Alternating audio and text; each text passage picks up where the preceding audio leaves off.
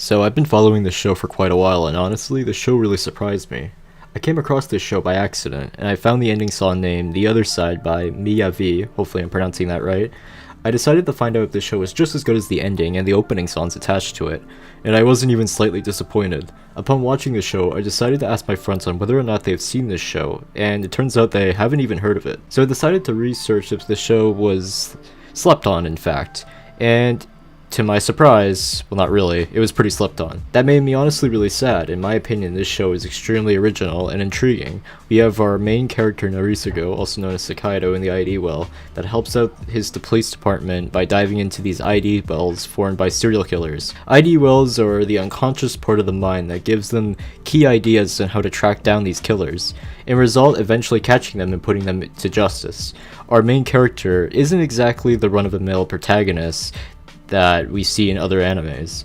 But we can't really consider him a hero by any means. He is also a killer due to circumstance. We are put on a journey of how he got there and how we look at his character objectively. And the truth of the matter is that there is no objective way to look at him. Let's talk about the good and bad things about the show. Let's start with the bad. In my opinion, the only real complaints I see about the show is that it doesn't really start out that strong, and I would agree with this. In this day and age, it's almost forced upon the directors of series to have an extremely strong first episode to catch people's attention.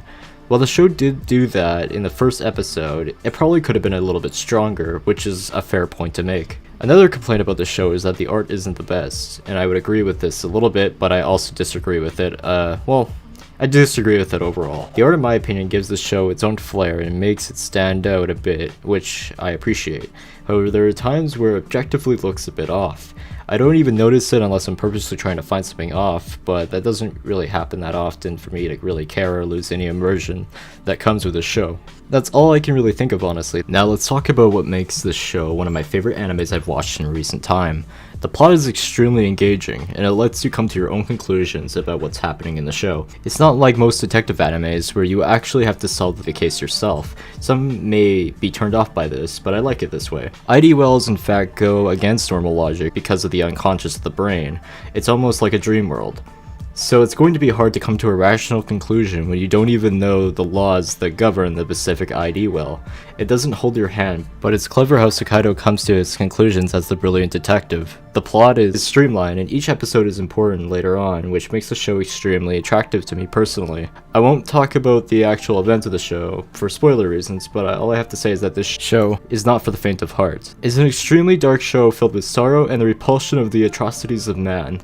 It's not afraid to show you that. The show is also really creative in how they build the laws that govern the ID wells that are specific to each serial killer, and ties back to the real world extremely well, which is really nice. Let's talk about the characters of the show. They have a decent amount of people in the show, but the main ones they focus on are extremely fleshed out and add multiple layers of depth to what they offer in terms of plot progression. Narisugo stands out to me the most because he's the main character, so it would make sense. But just because he is the main character doesn't give him any special focus on why he stands out to me. He is a bitter serial killer that has the intelligence to convince other serial killers to commit suicide by destroying their self-esteem and worth as a pawn of this world. He ravages their philosophy on life and what it means to commit these atrocities, eventually giving into his suggestions to end it all. He is also a compassionate person that once had a happy life as a lawful officer that was held to a high standard. His inner workings of his mind sees serial killers as nothing but a waste of oxygen on this earth, and feels that the law isn't enough to deal with these types of people.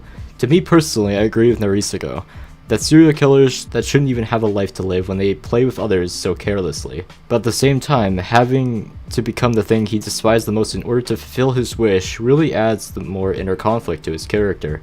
The main character of this anime are definitely something that I personally have not seen in other shows yet. It makes this anime so enjoyable to watch. The last thing I want to touch on is the soundtrack, because holy shit is it ever amazing. The opening fits really well with ID Invaded, and the ending somehow fits even better. The insert songs of this anime are also really great to listen to and hypes me up personally. Speaking of this, they added independent artists to the anime, and that was a really good choice, because it gives them more praise for the phenomenal work they do. It's pretty depressing how this show is slept on. It's an extremely great show that gets better with every single episode, and it's unique and original. It's an experience you can never really forget. I would recommend the show to anybody, even people that are not really interested in these detective-light genres of shows, because it's really more about the inner struggles of people and pushing forward and learning to cope with the despair of reality than anything else. I'm on episode 12 out of 13 when this video comes out, and I can gladly say that this anime is easily a 9.5 or even potentially a 10, depending on the ending, so don't sleep on this show. And even if you're a little bit interested, give it a chance to show why it's great. I can almost guarantee that you won't be disappointed. Thank you everybody for watching this video, and if you'd like to see more of this content, I'm probably going to make a video on Beastars soon and my thoughts on it. Thank you all again.